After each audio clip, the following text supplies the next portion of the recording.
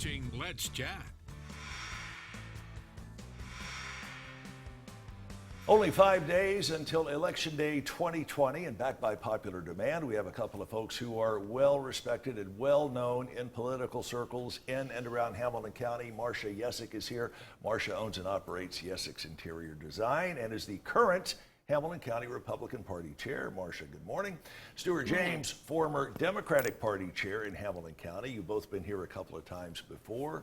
We wanted to have you back one more time and see if your thoughts have changed on the presidential election. We are going to shift into the vice presidency coming up here in a moment. Stuart, how are you feeling about the chances for your preferred candidate, Joe Biden? Well, I will admit that I'm voting for Joe Biden. So let's get that out right away. But, what I do now is I try to look at things objectively. I looked at polls for the past few days. Numbers have closed in some states. Numbers have stayed steady in other states. Overall, Joe Biden still wins nationally. Here's the deal. Pennsylvania, Wisconsin, and maybe Michigan could be the states that decide this election. And poll numbers are consistent in all three states. Marcia? Yes, well, I don't believe the polls. Remember what happened last time in 2016? And when you look at the major crowds that are coming to the Trump rallies, how can you believe the polls? The enthusiasm for Donald J. Trump is over the moon. And Biden can't get but 7 people in little circles, and he won't even take press questions. The polls can be oversampled in one demographic, undersampled in another to pretty much justify whatever outcome the person who's commissioning the polls desires. And the way they ask the question. They can ask the question also, and they're oversampling Democrats in these polls, and that's been proven too. See, that's exactly what you're going to hear from the Republicans, because there are bad polls, there are good polls. You're right, Chip. There's a thing called a push poll where you can ask a question to push the answer that you want. Then there are the legitimate polls out there that are very credible. 2 things have changed since the last election. You don't have Hillary Clinton. She was largely unpopular. These were the 2 most unpopular candidates in modern election history. And you now have Joe Biden, whose numbers are much better. If you look at the legitimate polls, in Pennsylvania, he leads by 2 points. In Wisconsin, by 5 to 7 points.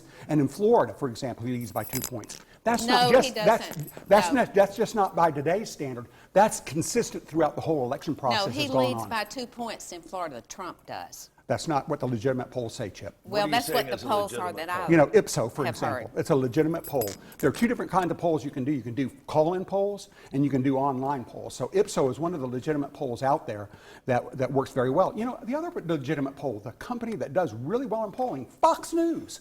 If you pay attention to Fox News polls, and I've looked at them, they also are consistent, and the consistency is Biden is up.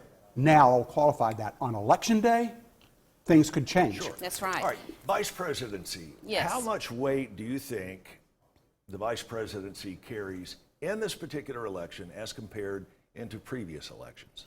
Well, it carries a lot because of the age of the 2 candidates. And so I think we have to look at these vice presidential candidates very closely. And as we know, Biden is not doing very well in his campaign. He can hardly put 2 sentences together, and they don't even let him out of the basement usually. He finally got a little pressure to get out today in Florida because Trump is doing so many rallies with so much enthusiasm, and he is beating Biden in that enthusiasm gap. Do you think Trump's taken a page out of the Bill Clinton playbook? Because Clinton was seemingly in 3 or 4 different states every day leading up to Election Day, his first and his second terms. It's the same old Trump. He's doing the same things. If you look at the numbers for the rallies, there are 1,000, 1,500 people, a couple of thousand people. It's the same as it was last time. No, there's like 29,000. No. Trump lost the election last time by the popular vote by 3 million votes. And it could be the same this time, but with the dynamics that are changing, Donald Trump can have all the rallies among his base that he wants, but it doesn't change what the popular vote is.